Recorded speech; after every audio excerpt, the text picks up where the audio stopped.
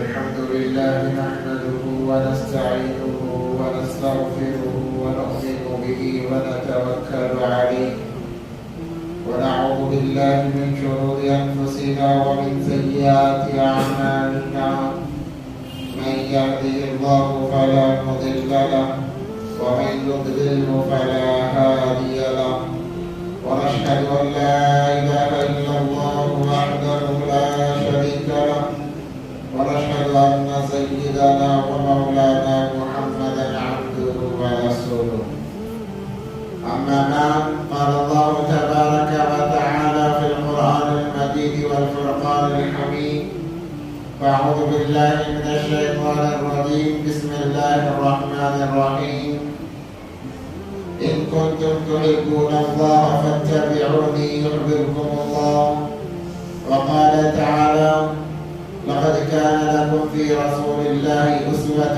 حسنة صدق الله العظيم قال النبي صلى الله عليه وسلم كل أمتي يدخلون الجنة فقد أبى قيل ومن أبى يا رسول الله صلى الله عليه وسلم قال رسول الله صلى الله عليه وسلم من أطاعني دخل الجنة ومن عصاني فقد أبى وقال النبي صلى الله عليه وسلم إن الله لا ينظر إلى صوركم وأموالكم ولكن ينظر إلى قلوبكم وأعمالكم وفي رواية ونياتكم أو كما قال عليه الصلاة والسلام اللهم صل على سيدنا مولانا محمد في أول كلامنا اللهم صل على سيدنا مولانا محمد في أوسط كلامنا اللهم صل على سيدنا مولانا محمد في آخر كلامنا اللهم لك الحمد كما أنت أهل وصل على محمد كما أنت أهل وافعل بنا ما أنت أهل وإنك أنت أهل التقوى وأهل المغفرة اللهم صل على محمد كلما ذكره الذاكرون وصل على محمد كلما غفل عن ذكره الغافلون رب اشرح لي صدري ويسر لي أمري واحلل عقدة من لساني يفقهوا قولي اللهم صل على محمد وآله ألف مرة اللهم صل على محمد وآله ألف مرة اللهم صل على محمد وآله ألف مرة محترم ومعزز سامعین کرام بزرگان دین عزیز نوجوان ساتھیوں ایک مرتبہ دل کی گہرائیوں کے ساتھ درود پاک پڑھ لیں اللهم صل على سيدنا محمد وعلى آل سيدنا محمد وبارك وسلم معزز سامعین کرام اللہ تبارک و تعالی نے انسانیت کے اندر کی گمراہی کو دور کرنے کے لیے دنیا کے اندر اپنے انبیاء علیہ السلام کو بھیجا ایک کے بعد دیگر انبیاء آتے گئے یہ سلسلہ چلا کم و بیش 1.25 لاکھ انبیاء علیہ السلام دنیا میں تشریف لائے اور اس کے بعد میں سب سے آخر میں حضرت کونین حضرت محمد عربی صلی اللہ علیہ وسلم تشریف لائے اور حضرت محمد مصطفیٰ صلی اللہ علیہ وسلم یہ آخری نبی ہیں ان کے بعد کوئی نبی نہیں ان کے بعد کوئی رسول نہیں نبوت ان پر ختم کر دی گئی رسالت ان پر ختم کر دی گئی اور یہ تمام عالمین کے نبی ہیں ایسا نہیں کہ صرف انسانوں کے ہیں ایسا بھی نہیں کہ صرف جناتوں کے ہیں بلکہ ہر مخلوق کے یہ نبی ہیں اللہ تبارک و تعالیٰ نے یہ بات واضح فرما دی کہ اے میرے بندو اگر تم کامیابی چاہتے ہو تو میرے حبیب پاک صلی اللہ علیہ وسلم کی زندگی کو اپنی زندگی بنا لو جب تمہاری زندگی میرے حبیب پاک صلی اللہ علیہ وسلم کی زندگی سے میل کھائے گی تمہاری دنیا چمکے گی تمہاری آخرت بھی چمکے گی اور جب تمہاری زندگی میرے حبیب پاک صلی اللہ علیہ وسلم کے طریقے سے ہٹ کر ہوگی، تمہاری دنیا بھی برباد ہوگی، تمہاری آخرت بھی برباد ہوگی۔ اور اللہ تبارک و تعالیٰ نے فرما دیا قرآن پاک کے اندر ان کنتم تحبون اللہ فاتبعونی یحببکم اللہ۔ اگر تم مجھ تک پہنچنا چاہتے ہو تو اپنے دل میں میرے حبیب کی محبت کو لے کر آؤ، میرا پتہ تمہیں مل جائے گا۔ اور اگر نبی پاک صلی اللہ علیہ وسلم کی محبت کے بغیر آتے ہو نہ تم میری محبت پا سکتے ہو نہ مجھے پا سکتے ہو۔ اللہ نے یہ ضابطہ بنایا ہے، اس لیے مسلمانوں کو چاہیے کہ ہر وقت ہر لمحہ اپنی زندگی میں یہ دیکھیں کہ اس کام کے اندر میرے حبیب پاک صلی اللہ علیہ وسلم کا کیا طریقہ رہا ہے، کیونکہ اللہ تبارک و تعالیٰ نے نبی پاک صلی اللہ علیہ وسلم کی ساری زندگی محفوظ رکھی ہے۔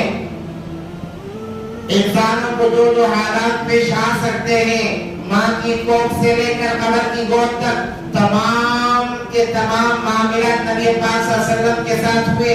اللہ تبارک و تعالیٰ نے ان کو محفوظ رکھا تاکہ آنے والی امت ان کاموں کو دیکھ کر، ان باتوں کو پڑھ کر سمجھ کر اپنی زندگی گزارنے والی بن جائے۔ اور یہ موقع نہ رہے کہ اللہ کے نبی بچپنا نبی کا ہمارے سامنے نہیں تھا، ہم بچپنا کیسے گزارتے، جوانی ہمارے نبی کی ہمارے سامنے نہیں تھی، ہم جوانی کیسے گزارتے، بڑھاپا ہمارے نبی کا ہمارے سامنے نہیں تھا، ہم بڑھاپا کیسے گزارتے۔ یہ بہانہ، یہ عذر کل قیامت کے دن ہم پیش نہ کر سکے، اس لیے اللہ تبارک و تعالی نے اپنے حبیب پاک صلی اللہ علیہ وسلم کی ساری زندگی کو محفوظ کر دیا۔ علماء کرام نے، مفسرین نے، محدثین نے ہزاروں کتابیں لکھ کر نبی پاک صلی اللہ علیہ وسلم کے ایک ایک طریقے کو بیان کیا ہے۔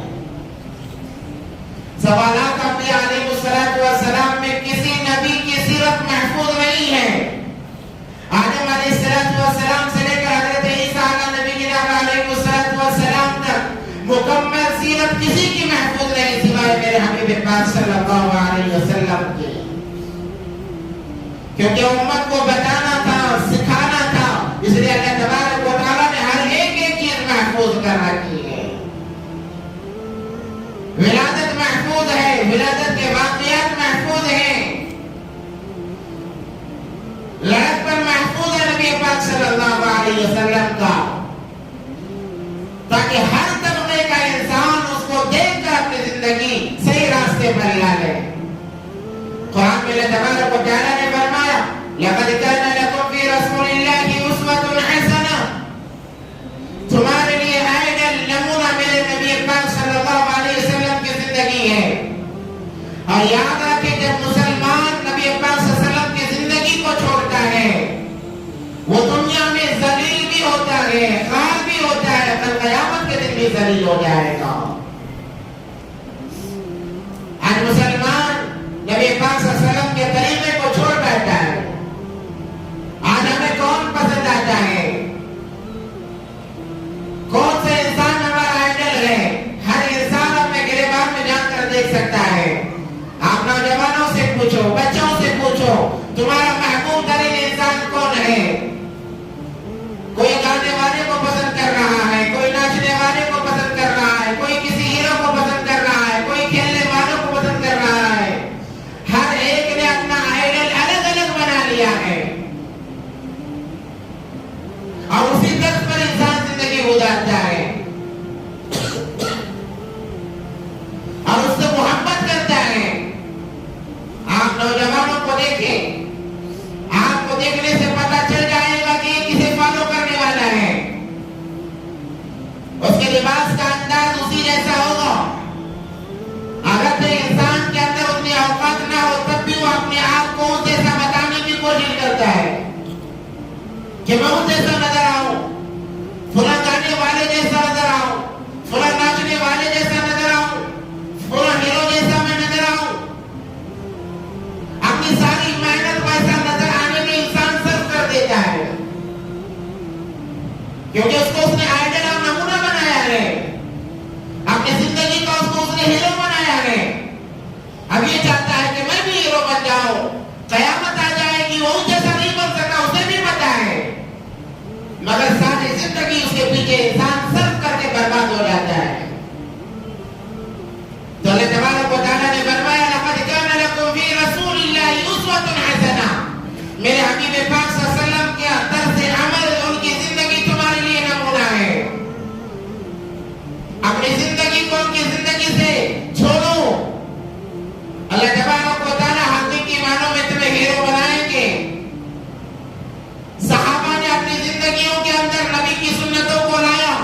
نبی پاک صلی اللہ علیہ وسلم کی ایک ایک ادا کو اپنایا.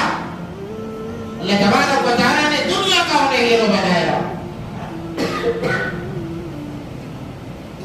اللہ نے انہیں دنیا میں چمکایا اور آخرت کے اندر اللہ تبارک و تعالیٰ نے فرمایا رضی اللہ عنہم ورضوا عنہ، میں ان سے راضی ہو گیا ہوں اور وہ بھی مجھ سے راضی ہیں. کیا مطلب ہے؟ اللہ نے کہہ دیا کہ میں نے ان کا جنت کے لیے جنت مقدر کر دی ہے. نبی پاک صلی اللہ علیہ وسلم کی مشہور حدیث ہے المرء من احب، کہ انسان جس سے محبت کرتا ہے کل قیامت کے دن اسی کے ساتھ اٹھایا جائے گا. اور آج ناچنے والے سے ناچنے والی سے ہمیں محبت ہے، کل قیامت کے دن حشر انہی کے ساتھ میں ہوگا. اور آج اگر اللہ والوں سے نبی پاک صلی اللہ علیہ وسلم کی سنتوں کو اپنانے والوں سے ہمیں محبت ہے، کل قیامت کے دن اٹھایا جائے گا انہی کے ساتھ میں. اللہ تبارک و تعالیٰ کے محبوب بندوں کی صحبت کا مل جانا یہ کامیابی کی علامت ہے، نشانی ہے. تو میرے بھائیو، نبی پاک صلی اللہ علیہ وسلم کی زندگی ہمارے سامنے ہے، اس زندگی کو رکھ کر ہم زندگی گزاریں. جیسے میں نے گزشتہ ہفتے بتایا کہ نبی پاک صلی اللہ علیہ وسلم کو دودھ پلانے والی عورتیں کون تھیں؟ کتنی عورتوں سے نبی پاک صلی اللہ علیہ وسلم نے دودھ پیا ہے جنہیں دودھیاری ماں کہا جاتا ہے. یہ حالات اسی لیے محفوظ ہیں کہ انسان کے لیے یہ نمونہ بنے، مثال بنے، زندگی گزارنے کا ایک طریقہ بنے. میرے بھائیو، اگر ہم سرخرو ہونا چاہتے ہیں، بلند ہونا چاہتے ہیں، تو ہمیں دوبارہ نبی پاک صلی اللہ علیہ وسلم کے طریقے پر آنا پڑے گا، اور کی سنتوں کو اپنانا پڑے گا. اللہ تبارک و تعالیٰ دوبارہ ہمیں وہ بلندیاں، وہ کامیابیاں، وہ عزتیں ہمیں دوبارہ عطا فرماتے ہیں. اور اگر ہم نبی پاک صلی اللہ علیہ وسلم کے طریقے کو چھوڑے رہے تو ذلت ہماری مقدر ہو جائے گی، ذلت مقدر ہو جائے گی. اس لیے مسلمان یہ عزم و ارادہ کر لیں گے انشاءاللہ جن کی زندگی ہے وہ نبی پاک صلی اللہ علیہ وسلم کی زندگی کے مطابق زندگی گزرے گی.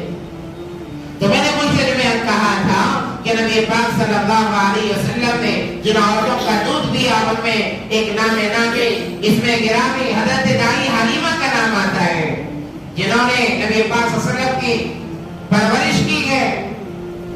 بعض کتابوں میں 2 سال ہیں، بعض کتابوں میں 4 سال ہیں، زیادہ مشہور یہی ہے. جب دائی حلیمہ نبی پاک صلی اللہ علیہ وسلم کو اپنے سینے سے لگاتی ہے تو دائی حلیمہ کا سینہ بھرا جاتا ہے، زندگی کے اندر تبدیلی آ جاتی ہے. اور وہ اونٹنی جو چل نہیں سک رہی تھی، جیسے ہی نبی پاک صلی اللہ علیہ وسلم کو سینے سے لگا کر اپنے زندگی کا حصہ بنا لیا، اب وہ اونٹنی چلنا چھوڑیے دوڑ رہی ہے. اور ایسی رفتار، کیا رفتار ہے اس اونٹنی کی، جو عورتیں بچوں کو لے کر مکہ سے پہلے چلی گئی تھی. کئی وقت گزر چکا تھا ان کا چلے گئے ہوئے. دائی حلیمہ یہ سوچ رہی تھی نہ جانے میں کب جا کر اپنے مقام پر پہنچوں گی، مگر نبی پاک صلی اللہ علیہ وسلم کو اپنے زندگی کا حصہ بنایا، سینے سے لگایا. جیسے ہی اونٹنی پر سوار ہو گئے، اللہ تبارک و تعالیٰ نے بتا دیا کہ اے دائی حلیمہ، یہ میرا حبیب ہے، یہ جس کے پاس جائے گا، یہ جس سے جو انسان محبت کرے گا، میں اسے دنیا میں بھی چمکاؤں گا، آخرت کے اندر بھی چمکاؤں گا. اب اونٹنی دوڑ نہیں رہی، ایسا محسوس ہوتا ہے کہ اونٹنی ہوا سے باتیں کر رہی ہے، ایسی تیز رفتار، بلکہ آگے والی عورتوں کو پیچھے چھوڑ دیا. عورتوں نے کہا ہے دائی حلیمہ، اے حلیمہ سعدیہ، یہ کیا بات ہوئی؟ اس سے پہلے تیرے لیے ہم رک رک کے چلا کرتے تھے، آج تو نظروں سے ایسے اوجھل ہو رہی ہے جیسے تو ہوا سے باتیں کر رہی ہے. آخر اونٹنی بدل لی یا کیا معاملہ ہوا؟ دائی حلیمہ نے کہا اے میری سہیلیوں، میں نے اونٹنی نہیں بدلی ہے، میں نے سوار بدلا ہے، میں نے سوار بدلا ہے. نبی پاک صلی اللہ علیہ وسلم کو لے کر دائی حلیمہ اپنے گھر جاتی ہے. 9 سال کا زمانہ، جیسے میں نے بھی جاتے کہا، بکریاں میں دودھ نہیں ہے. کرتی ہیں، اپنے شوہر سے کہتی ہیں دیکھیے کسی بکری کے تھن سے کوئی 1-2 قطرے دودھ نکل جائے تاکہ جو ہمارے گھر میں نیا مہمان آیا ہے اس مہمان کے حلق کو بکریوں کے دودھ سے میں ٹھنڈا کروں۔ حلیمہ سعدیہ کے شوہر برتن لے کر جاتے ہیں، جیسے ہی ایک بکری کے پاس گئے دودھ دوہنے لگے، نکالنے لگے، نکالتے جا رہے ہیں، برتن بھرتے جا رہے ہیں، نکالتے جا رہے ہیں، برتن بھرتے جا رہے ہیں۔ کہا اور برتن لاؤ، اور برتن لاؤ۔ دائی حلیمہ پریشان کا کیا ہو رہا ہے؟ کہنے لگے ایک بکری کا دودھ ہی ختم نہیں ہو رہا ہے اور اتنی ساری بکریاں موجود ہیں۔ سارے گھر کے برتن بھر گئے، کتابوں میں لکھا ہے دائی حلیمہ نے اس دن دعوت کی، دودھ کی دعوت، کہنے لگی آ جاؤ، جسے جسے دودھ کی ضرورت ہے آ جاؤ، میرے گھر سے لے کر چلے جاؤ۔ لوگ آئے اور کہنے لگے حلیمہ کیا بات ہے، یہ فراوانی کیسی، یہ برکتیں کیسی؟ کہنے لگی جس بچے کو میں نے گود لیا ہے، جس بچے کو میں نے سینے سے لگایا ہے، یہ اس کی کرامت ہے، یہ اس کی برکت ہے۔ آپ محنت کی کوئی ضرورت نہیں ہے، ہر چیز آسانی سے ملتی چلی جا رہی ہے۔ یہی تو تعلیم ہے، بتانا ہے اللہ تبارک و تعالیٰ اے میرے بندو میرے حبیب کی زندگی کو اپنی زندگی بنا لو، تمہاری زندگی لوگوں کے لیے میں عجیب بنا دوں گا۔ لوگ پریشان ہو جائیں گے کہاں سے کھا رہے ہیں۔ اور نبی پاک صلی اللہ علیہ وسلم نے وہ تعلیم دے کر بتایا ہے۔ ایک مرتبہ دائی حلیمہ بچے کو دودھ پلانے کے ارادے سے نبی پاک صلی اللہ علیہ وسلم کو سینے سے لگاتی ہیں۔ نبی پاک صلی اللہ علیہ وسلم ایک طرف کا دودھ پی لیتے ہیں، دائی حلیمہ سوچتی ہے کہ چلو پیٹ بھرا نہیں ہوگا، دوسرا سینہ بھی پیش کیا جائے، تو نبی پاک صلی اللہ علیہ وسلم دودھ پینے کے لیے تیار نہیں ہے۔ اب دائی حلیمہ پریشان ہو جاتی ہے کہ بچہ دودھ نہیں پی رہا، ایک ہی طرف پی رہا ہے، دوسری طرف پینے کے لیے تیار نہیں ہے۔ بار بار کوشش کی جاتی ہے مگر نبی پاک صلی اللہ علیہ وسلم پینے کے لیے تیار نہیں ہے، اور اسی طرف پیش کیا جاتا ہے تو پی لیتے ہیں۔ بہت زیادہ جب پریشان ہو گئی تو آواز آئی اے حلیمہ سعدیہ، یہ وہ بچہ ہے جو تمام دنیا کو حق کی دعوت دینے کے لیے آیا ہے، انصاف کرنا سکھانے کے لیے آیا ہے، یہ دوسری طرف کیسے دودھ پیے گا؟ وجہ یہ بتائی علماء کرام نے کیونکہ دائی حلیمہ کا اور ایک بچہ تھا جس کا نام عبداللہ تھا، تو نبی پاک صلی اللہ علیہ وسلم نے اس بات کو اتنی عمری میں کم عمری میں گوارا نہیں کیا کہ اپنے بھائی کی جگہ میں اپنا منہ لگا کر دودھ پیوں، کیونکہ وہ بھائی کا حق ہے۔ دودھ پینے کی عمر میں امت کو یہ تعلیم دی جا رہی ہے کہ اپنے بھائیوں کا حق نہ کھاؤ، اپنے بھائیوں کے حقوق کو ادا کیا کرو۔ ایک طرف دودھ پی رہے ہیں، دوسری طرف کا پینے کے لیے تیار نہیں، منہ پھیر لیا جاتا ہے، زیادہ زبردستی کی جائے تو رویا جاتا ہے۔ یہ تعلیم دی جا رہی ہے کہ یہ میرا حق نہیں ہے، میں کیسے اپنا سکتا ہوں، میں تو انصاف کرنے کے لیے آیا ہوں، میں ناانصافی کیسے کر سکتا ہوں۔ 2 سال کی مدت حلیمہ سعدیہ رضی اللہ تعالیٰ عنہ نے دودھ پلایا ہے، کبھی دوسری طرف منہ نہیں لگایا نبی پاک صلی اللہ علیہ وسلم نے دودھ پینے کے لیے۔ اور یہ تعلیم دی اپنی امت کو کہ اپنے بھائیوں کے حقوق ادا کرو۔ آج امت کیا کر رہی ہے؟ بھائیوں کے حقوق کو ہڑپا جا رہا ہے۔ بڑا بھائی ہے تو چھوٹے بھائیوں کے حقوق کو کھا رہا ہے، اگر چھوٹا بھائی ہے، اگر بڑا بھائی ذرا کمزور نظر آتا ہے اس کے حقوق مار کے کھا جا رہا ہے، یہاں تک کہ بہنوں کے حقوق کھائے جا رہے ہیں۔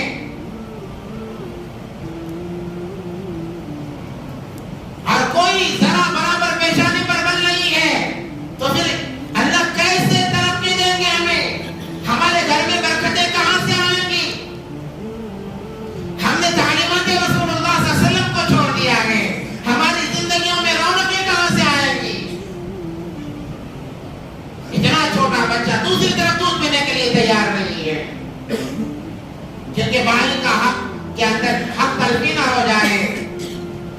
افسوس آج کے مسلمانوں پر، ہم نے سیرت کو نہیں سمجھا ہے، سیرت کو نہیں پڑھا ہے۔ اتنے سارے لوگ ہیں جو بھائیوں کے حقوق کو دبائے بیٹھے ہوئے ہیں۔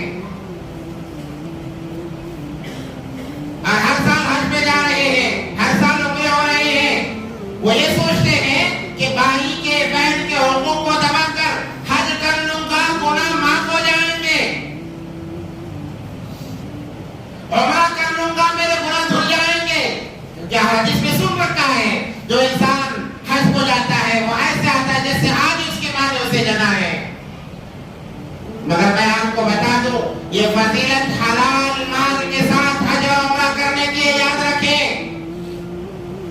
حلال مال کے ساتھ حج کرو گے عمرہ کرو گے یہ فضیلت ہے اور اس کی برکتیں زندگیوں میں نظر آئیں گی. اور اگر کسی کے مال کو ہڑپ کر غصب کر کے بہنوں کے حقوق کو دبا کر ساری زندگی حج کرتے رہو ساری زندگی عمرے کرتے رہو تمہارا ایک گناہ بھی نہیں معاف ہوگا. یاد رکھیں اعمال کو کپڑے میں لپیٹ کر منہ پر مار دیا جاتا ہے. قیامت کے دن 3 کچہریاں لگائی جائیں گی 3 عدالتیں ہوں گی. مشہور حدیث ہے 3 عدالتیں ہوں گی. 2 عدالتوں کے اندر معافی نہیں ہے. ایک عدالت کے اندر اللہ کو اختیار ہے اللہ چاہے معاف کرے یا پکڑ کرے جسے ہم حقوق اللہ کہتے ہیں. وہ اللہ کا حق ہے اللہ چاہے معاف کرے اللہ چاہے پکڑ کرے اللہ تو کون پوچھنے والا ہے. اور 2 عدالتیں ہیں کان کھول کر سنو مسلمانوں. ایک شرک کی عدالت ہے جس کے اندر معافی نہیں ہے اور ایک حقوق العباد کی عدالت ہے اس کے اندر بھی معافی نہیں. اللہ فرمائیں گے یا جس بندے کا حق تو نے دبایا ہے حق تو نے کھایا ہے جا پہلے جا کر اس سے معافی تلافی کر کے آ. اگر وہ معاف کرتا ہے میں اللہ تجھے معاف کر دوں گا. اگر وہ معاف نہ کرے تو میں بھی معاف نہیں کروں گا. اب اندازہ لگائیں کل قیامت کے دن نفسا نفسی کے عالم میں کون معاف کرنے بیٹھا ہے. اس وقت میں کیا بنے گا ہمارا. دنیا کی چند روزہ زندگی ہے کتنی ہے کسی کو پتا نہیں ہے. کتنے سال جیا ہے ہر کوئی بتا دیتا ہے 50 سال 60 سال 20 سال. اب یہ پوچھو کہ کتنا جیو گے کوئی پتا نہیں. اگلی زندگی کا کوئی پتا نہیں ہے پھر بھی ایسے جی رہا ہے کبھی مرنا نہیں ہے. ایسے لوگوں کے مالوں کو ہڑپ رہا ہے کبھی مرنا نہیں ہے اللہ کے پاس جانا نہیں ہے. میرے بھائیوں کہاں سے ہماری زندگیوں میں سکون رہے گا کہاں سے راحتیں آئیں گی. اس لیے طریقے رسول اللہ کو آپ بنائیں. نبی پاک صلی اللہ علیہ وسلم نے کیا بہترین تعلیم دی ہے. نبی پاک صلی اللہ علیہ وسلم کی ایک منہ والی بہن تھی جس کا نام سیما تھا. حلیمہ سعدیہ کی بیٹی تھی. ایک لڑکا ایک لڑکی تھا انہیں. اور حضرت سیما ہی نبی پاک صلی اللہ علیہ وسلم کو لوری لگا کر سلایا کرتی تھی اور ہمیشہ بکریاں چرانے کے لیے نبی پاک صلی اللہ علیہ وسلم کو جنگل لے جایا کرتی تھی. وجہ یہ تھی کہ جب نبی پاک صلی اللہ علیہ وسلم کو حضرت سیما لے کر جاتی تو بکریوں کے پیچھے دوڑنا نہیں پڑتا تھا. تمام بکریاں حضرت سیما کے اطراف چرا کرتی اور کہیں جاتی نہیں. یہاں تک کہ بکریوں کو مار کر بھگانا پڑتا اور جنگل کے اور درندے بھی آ جاتے. اسرائیلی کتابوں میں ایک عجیب واقعہ لکھا ہوا ہے کہ ایک مرتبہ نبی پاک صلی اللہ علیہ وسلم کو بخار ہوا تو حضرت سیما نے لے جانا چاہا. دائی حلیمہ نے کہا کہ نا بخار ہے بچے کو بھیجوں گی نہیں منع کر دیا. تو حضرت سیما جاتی ہے. 1 دن ہو گئے 2 دن ہو گئے تیسرے دن بھی نہ لے جا سکی. تو ایک بھیڑیا آیا اور جو سب سے زیادہ دودھ دینے والی بکری تھی اس کو پکڑ لیا. اب سیما پریشان ہو گئی روتی بھی آئی گھر کے پاس میں کہنے لگی آج تو ختم ہو گیا. اتنے دن بھیڑیے اور بکریاں ساتھ میں چرا کرتی ساتھ میں کھیلا کرتی آج بھیڑیے نے بکری پر حملہ کر دیا.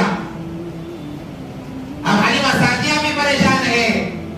نبی پاک صلی اللہ علیہ وسلم کی عمر اس وقت میں چلنے پھرنے کی تھی بات چلا پھرا کرتے تھے اور نبی پاک صلی اللہ علیہ وسلم بہت کم عمری ہی سے یہ تمام چیزیں شروع کر دیا. عموماً بچے بہت لیٹ بولا کرتے ہیں لیٹ چلا کرتے مگر نبی پاک صلی اللہ علیہ وسلم کی شان ہے وہ شان عالی ہے. کیوں عالی نہ ہو جن کے جوتیوں کے صدقے کائنات بنی ان کی شان کا کیا عالم ہوگا. نبی پاک صلی اللہ علیہ وسلم نے کہا کہ ہماری بکری کو بھیڑیے نے پکڑا ہے؟ کہا کہ ہاں پکڑا ہے۔ کہا چلو مجھے لے چلو۔ حلیمہ سعدیہ کہتی ہیں کہ بیٹا نہ جانا، تمہاری طبیعت خراب ہے۔ کہا امی گھبرانے نہیں، میں جاؤں گا ضرور۔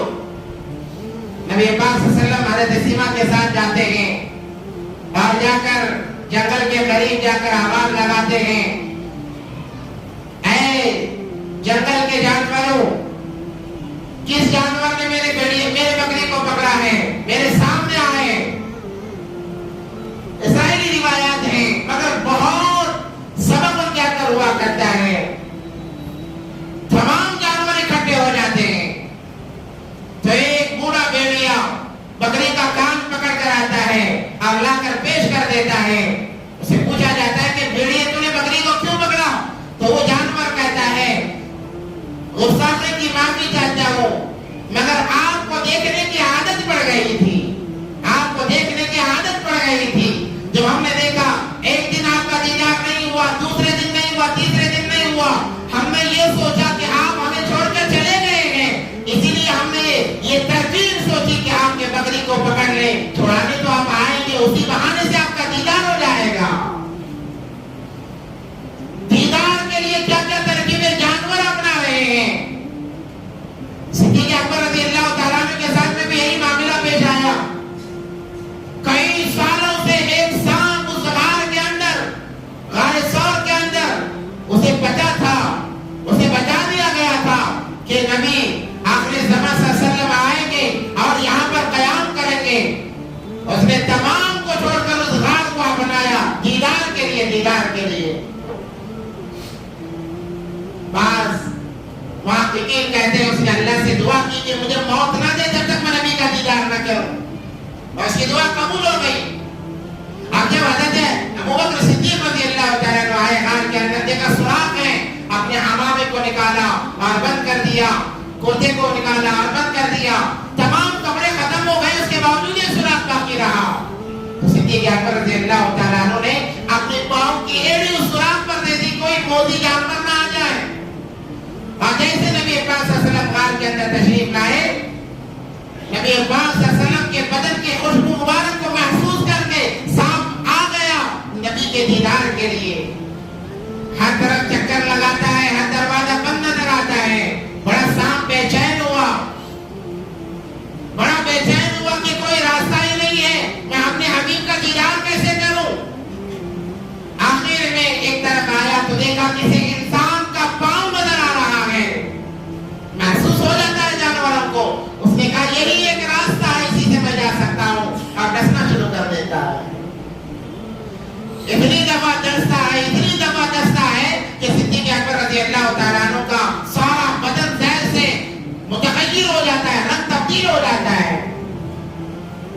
جب برداشت کے باہر ہوا، صدیق اکبر نے اپنے آپ کو سنبھالا، اتنا سنبھالنے کی کوشش کے باوجود آنسو کا قطرہ رخسار مبارک صلی اللہ علیہ وسلم پر گر گیا اور آپ جاگ گئے۔ وجہ پوچھی تو وجہ بتائی گئی کہ پاؤں نکالو، یہ سانپ کئی سالوں سے میرے دیدار کا مستقب ہے، تم نے اسے دیدار سے روکا، اس لیے اس نے تمہیں تکلیف پہنچائی ہے۔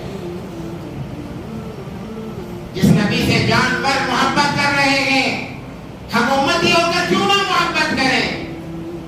ہم امتی ہو کر کیوں پیچھے رہیں؟ جانور دیدار کے لیے مستقب ہیں، مشتاق ہیں کہ دیدار ہو جائے۔ ایسے اخلاق والے نبی پاک صلی اللہ علیہ وسلم آج ان کی ہم سیرت سے دور ہیں، ان کے اخلاق، ان کے کردار سے ہم دور ہیں، بھلا کیسے ہم کامیاب ہوں گے؟ آج ضرورت ہے نبی پاک صلی اللہ علیہ وسلم کی سیرت کو اپنانے کی، ان کے سنتوں کو اپنانے کی۔ ہم نے چھوڑا ایرے گہرے نٹو خیرے نبی پاک صلی اللہ علیہ وسلم کی شان میں گستاخی کرنے لگ گئے۔ ایک معاملہ دبا نہیں تھا، ابھی حال میں پھر دوسرا معاملہ، ایک ناپاک، ایک خنزیر نے پھر دوبارہ نبی پاک صلی اللہ علیہ وسلم کی شان میں گستاخی کی گئی۔ یہ ہمارے لیے بہت سوچنے کا موقع ہے۔ اگر ہم اب بھی نہیں جاگیں گے تو اور کب جاگیں گے؟ اب ہمیں جاگنے کی ضرورت ہے، نبی پاک صلی اللہ علیہ وسلم کی تعلیمات کو عام کرنے کی ضرورت ہے۔ جیسے میں نے اس وقت کہا کہ ہر خاندان والے اپنے خاندان کو جوڑیں، نبی پاک صلی اللہ علیہ وسلم کی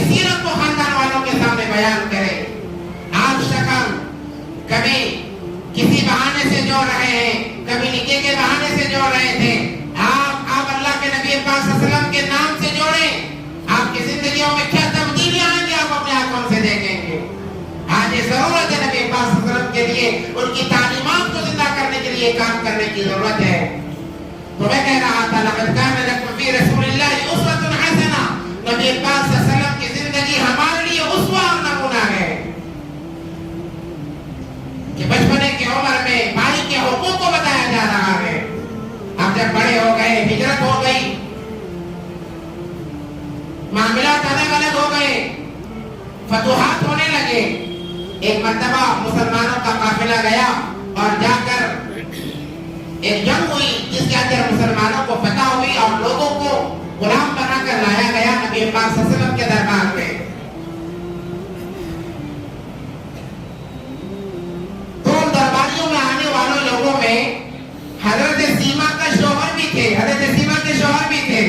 वही सीमा जो हलीमा सादिया की बेटी थी, नबी पाक सल्लल्लाहु अलैहि वसल्लम की दुधियारी बहन थी, दूर शरीफ बहन थी। जब उन्हें पता चला कि मुसलमानों ने हमारे काफिले को भी बंदी बना लिया है और ले जाकर नबी पाक सल्लल्लाहु अलैहि वसल्लम के सामने पेश किया है, तो उन्होंने पूछा कि किसके सामने पेश किया गया है? कहा कोई मोहम्मद सल्लल्लाहु अलैहि वसल्लम है जिनका बोलबाला चल रहा है। तो सीमा ने कहा कि अच्छा वो तो मेरा भाई है, ये कहकर चंद दीनार या कुछ माल लिया ताकि अपने शौहर को फिदिया देकर छुड़ा लाऊं। कोई जब कैद होकर आ जाता, दो तरीके होते उसके आजादी के, या तो उसे मार दिया जाता या तो फिर इंतजार किया जाता कोई उसके खानदान वाला आए, कुछ देकर उसे बुलाकर ले जाए। ये तरीका था। तो हज़रत सीमा निकली है अपने भाई को छुड़ाने के लिए। मेरे भाइयों कान खोलकर सुनो, वो लोग जरूर सुने जो अपने बहनों के हुकूक को मार खा जाते हैं। क्या तालीम दी है? हकीकी बहन नहीं है, हकीकी बहन नहीं हज़रत सीमा, दूर शरीफ बहन है। हज़रत सीमा ने भी उसी मां का दूध पिया है, नबी पाक सल्लल्लाहु अलैहि वसल्लम ने भी उसी मां का दूध पिया है, दूर शरीफ बहन है। तो हज़रत सीमा दूर दराज का सफर करके आती है। आने के बाद में देखा कि एक बहुत बड़ा जम्मे गफीर साहबा का बैठा हुआ है। हज़रत सीमा बगैर कुछ बताए करीब जाने लगती है। साहबा ने रोका कि अल्लाह की मम्मी रुक जा, कौन है? कहीं ऐसा ना हो कि नबी को तकलीफ पहुंचाने के इरादे से आई हो। साहबा ने रोका, पूछा कौन है?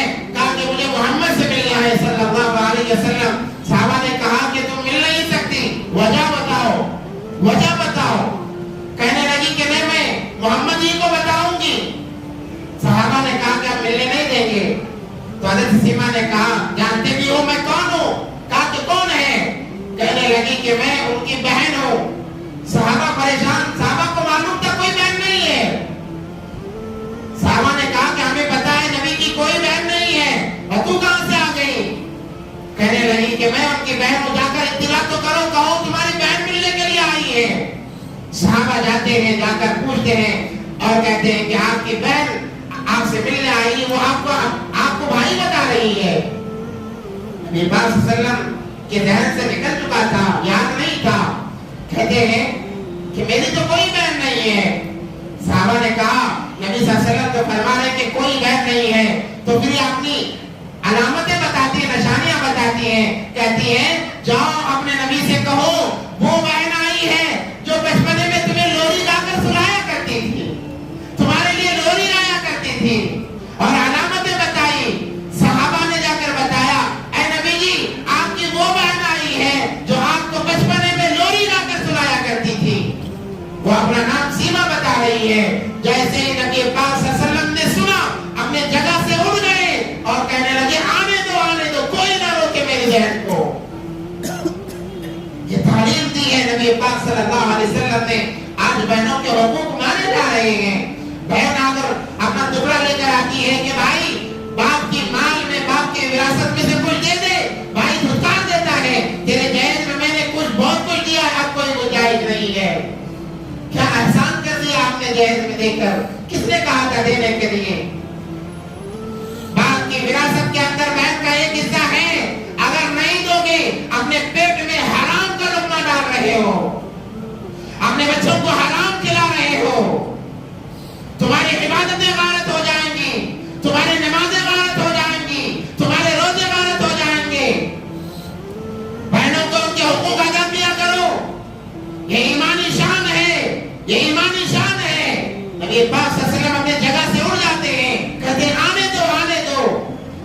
آپ نے بدن مبارک پر چادر مبارک ڈالی ہوئی تھی اس کو نکالتے ہیں اور بچھاتے ہیں، کہتے ہیں بہن آ جا یہاں بیٹھ، میرے بازو بیٹھ، تو میری بہن ہے۔ اپنے چادر مبارک پر حضرت سیما کو بٹاتے ہیں اور پوچھتے ہیں کہ بہن بڑے زمانے کے بعد ملاقات ہوئی ہے، بتا کس لیے آئی ہے، کیا وجہ ہے؟ مجھے کہہ دیتی میں چلا آتا، مجھے بتا دیتی میں خود چلا آتا۔ خود بتائے نبی پاک صلی اللہ علیہ وسلم نے، آپ کا بھائی ظالم بنا ہوا ہے، جابر بنا ہوا ہے۔ نبی پاک صلی اللہ علیہ وسلم کی تعلیمات یہی ہے کہ جب گھر میں بہنیں آئے اور کا پرتباہ استقبال کیا جائے، انہیں باپ کی کمی محسوس نہ ہونے دو، انہیں ماں کی کمی محسوس نہ ہونے دو، یہ تمہارا حق ہے۔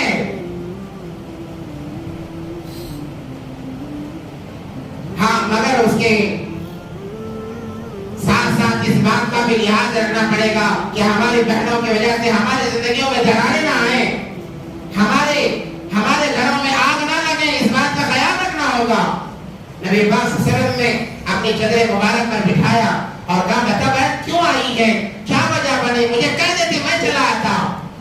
سیما نے کہا کہ مجھے پتا چلا ہے میرا شوہر آپ کے گرفت میں ہے، اسے چھڑانے کے لیے آئے ہو۔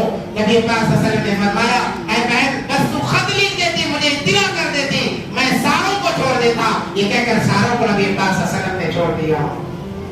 یہ تعلیمات ہے نبی پاک صلی اللہ علیہ وسلم کے۔ اور جب ہجرت کر کے مدینہ گئے ہیں، نبی پاک صلی اللہ علیہ وسلم نے سب سے پہلے جو کام کیا وہ اللہ کے گھر کی تعمیر کی، مسجد نبوی کی تعمیر کی، اور تمام امت مسلمہ کو مساجد سے جوڑا ہے۔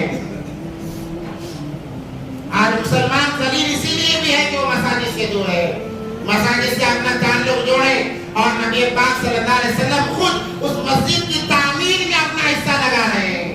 ایک تو زمین خرید کر اس پر مسجد تعمیر کرنے کا جب موقع آیا، نبی پاک صلی اللہ علیہ وسلم اپنے کندھے مبارک پر پتھر اٹھا کر لے جا رہے ہیں کہ اللہ کا گھر تعمیر ہو رہا ہے، تاکہ امت مسجد سے جڑی رہے۔ جب تک یہ امت مساجد سے جڑی رہے گی، مساجد سے جڑی رہے گی، یہ امت ہدایت پر باقی رہے گی۔ جیسے یہ امت مساجد سے کٹ جائے گی، گمراہی کے دہانے پر پہنچ جائے گی۔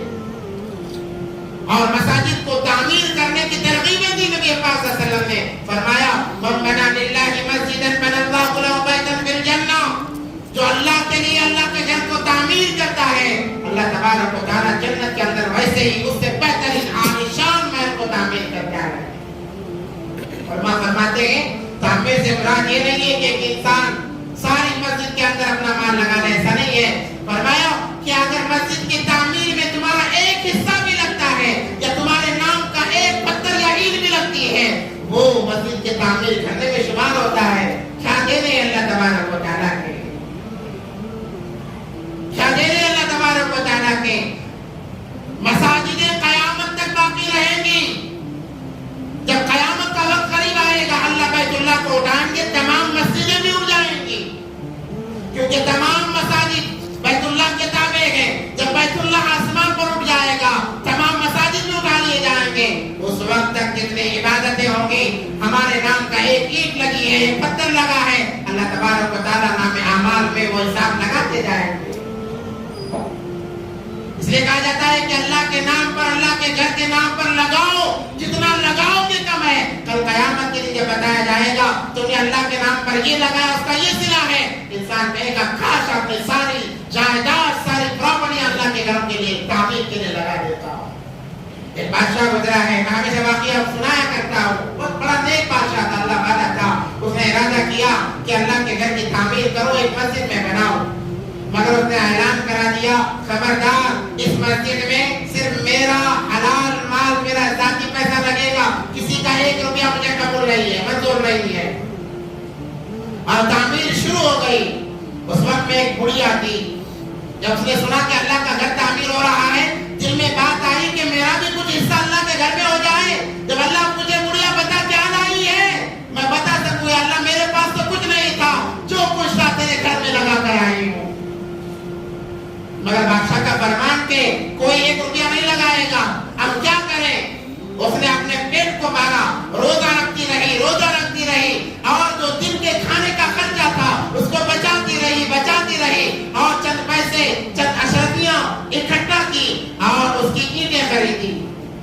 تو خرید لی، جا کر رکھنے کی ہمت نہیں ہے، اس نے پھر دوبارہ روزہ رکھا اور کئی دن تک روزہ رکھتی رہی، ان پیسوں سے اس نے غلام خریدا، یعنی ایک انسان کو اجرت پر لیا اور کہا کہ میں نے اللہ کے گھر کے لیے یہ اینٹیں جمع کی ہیں، لے جانے کی طاقت مجھ میں نہیں ہے، لے جانے کی طاقت مجھ میں نہیں ہے، تجھے اتنے پیسے دیتی ہوں، جب رات چھا جائے، رات کے اندھیرے میں بادشاہ سلامت نے مسجد بنانے کے لیے جہاں اینٹ اور پتھر رکھے ہوئے ہیں، ان اینٹ اور پتھر کے اندر ان 4-5 اینٹوں پر چلا جانا۔ غلام آتا ہے، لے جا کر رکھ کے چپکے سے آ جاتا ہے، بادشاہ سو رہا تھا، اس نے خواب میں دیکھا وہ جنت کی سیر کر رہا ہے، جنت کے مزے لے رہا ہے، اور دیکھا کہ بہت بڑا عالیشان محل تیار ہے، بہت بڑا عالیشان محل ہے، ایسا محل بادشاہ کہتا ہے کہ میں نے ساری زندگی کبھی نہیں دیکھا، نہ خواب میں میں نے ایسا محل دیکھا۔ میں نے پوچھا بتاؤ یہ محل کس کا ہے؟ کہنے لگے آپ کے رعایا میں خاتون ایک بوڑھی عورت ہے، اس کا یہ محل ہے۔ کہا وہ کیسے محل بنائی ہے جنت کے اندر؟ اس نے زمین پر اللہ کے گھر کی تعمیر میں اپنا حصہ لگایا ہے۔ بشر نیک تھا، اللہ والا تھا، سمجھ گیا، فوراً جاگا اور یہ اعلان کرایا کہ کس نے میرے مسجد کی تعمیر کے اندر اپنا حصہ لگایا ہے وہ سامنے آئے۔ اعلان ہوتا رہا، کوئی نہیں آیا۔ اس نے کہا اگر نہیں آئے گا پتہ چلنے پر سزا دی جائے گی۔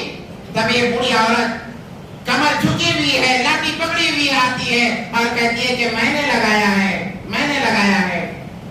بادشاہ کہتا ہے تیرے پاس تو کچھ نہیں ہے، تو نے کیسے لگایا؟ تو اس نے اپنی داستان سنائی کہ میں نے روزہ رکھ کے اپنے پیٹ کو مار کے میں نے چند پیسے جمع کیے اور اینٹیں خرید کر تمہاری اینٹوں میں نے شامل کر دیا۔ وہ بادشاہ اس کے قدموں میں گر جاتا ہے، اماں میرے لیے بھی دعا کر دے، میں نے جنت کے اندر تیرے لیے ایسا محل دیکھا ہے کہ میرے وہم و گمان کے اندر وہ نہیں ہے۔ واقعی تیرے اس مسجد کے لیے چند اینٹیں دینے کی وجہ سے اللہ تبارک و تعالیٰ نے یہ تیرا مقام بنایا ہے۔ اس لیے میرے بھائیوں آپ تمام سے ایک گزارش ہے کہ یہاں سے تقریباً 500 کلومیٹر دور ایک حبشی برادری، ہماری برادری آباد ہے، جو 250 سال پہلے انگریزوں کے زمانے میں آئی ہوئی تھی اور جنگلی علاقے کے اندر ہماری برادری آباد ہے۔ وہاں پر الحمدللہ ایک مسجد کی تعمیر ہو رہی ہے۔ اس سے پہلے بھی آپ حضرات کے سامنے بات آئی کہ آپ نے لگایا، ماشاءاللہ کام اتنے تیزی سے چلا کہ موڑ بھی ہو گیا، اب بالکل ختم کے قریب ہے، اور الحمدللہ اس مسجد کے اندر 4 گاؤں کے لوگ آ کر نماز پڑھتے ہیں اور وہاں کے لوگ کھیتی باڑی کرنے والے ہیں۔ سال میں ایک دفعہ کھیت میں اناج نکلتا ہے اور الحمدللہ لوگوں نے مسجد کے لیے اپنے کھیتوں کا آدھا اناج دے دیا ہے۔ کھیت کے اناج کے 3 حصے ہوتے ہیں، ایک حصے کے اندر وہ کام کاج میں لگا دیتے ہیں، ایک حصہ دوسرا اناج خریدنے کے لیے، اور ایک حصے سے اپنے زندگی کا گزر بسر ہوتا ہے۔ مگر ان لوگوں نے، وہاں کے لینے والوں نے اپنے اناج کا آدھا حصہ لگا دیا ہے۔ اب بالکل ختم کے کام قریب ہے اور یہ بہت بہترین ہمارے لیے وقت ہے۔ اب چونکہ ان کے پاس کچھ نہیں، بڑی امید سے 500 کلومیٹر کا دور سفر کرتے ہوئے آپ حضرات کے سامنے آئے ہوئے ہیں، بڑے ذمہ دار آئے، بڑی فکر لے کر آئے ہوئے ہیں۔ آپ تمام سے گزارش کی جاتی ہے کہ کوئی خالی نہ جائے، ہمارا ایک حصہ ضرور اس مسجد میں لگ جائے تاکہ قیامت تک وہاں عبادت ہوتی رہے گی، ہمارے نام اعمال میں وہ حصہ لکھتا رہے گا، وہ احسان ثواب چلتا رہے گا۔ ایک واقعہ بتا کر اپنی بات ختم کرتا ہوں۔ ہارون رشید بہت بڑے اللہ والے گزرے ہیں اور ان کی بیوی تھی زبیدہ خاتون، وہ بھی بہت بڑے اللہ والی تھی، اور انہوں نے اس زمانے میں حاجیوں کے لیے پانی کا انتظام کیا جس وقت میں حاجیوں کے لیے پانی کی بڑی قلت تھی۔ دریائے فرات سے انہوں نے پانی کا انتظام کیا۔ آج بھی جو لوگ حج پہ جاتے ہیں اور مقامات گھومنے جاتے ہیں تو انہیں بتا دیا جاتا ہے کہ زبیدہ خاتون کا پانی کو یہاں پہنچانے کے لیے بنایا ایک پھیپڑے میں بتایا جاتا ہے، آج بھی وہ جگہ موجود ہے، اور انہوں نے اپنے ذاتی مال سے وہ کام کیا ہے۔ اتنی بڑی اللہ والی تھی، شاہی خزانے سے 1 روپیہ انہوں نے لے لیا ہے، جو ان کے زیورات تھے، جو ان کا مال تھا، اپنا ذاتی اور حلال مال لگا کر انہوں نے حاجیوں کے لیے پانی کا انتظام کیا۔ ایسی بہترین اللہ والی خاتون تھی۔ ایک دفعہ شوہر میاں بیوی گھومنے کے لیے دریا کے کنارے جا رہے تھے کیونکہ بادشاہ بھی تھے، آگے پیچھے لوگ تھے، تو دریا کے کنارے ایک آدمی بیٹھا ہوا تھا پھٹے پرانے کپڑوں میں، بہلول جن کا نام تھا، رحمت اللہ علیہ، بہت بڑے اللہ والے گزرے۔ وہ ریت کے محل بنا رہے تھے،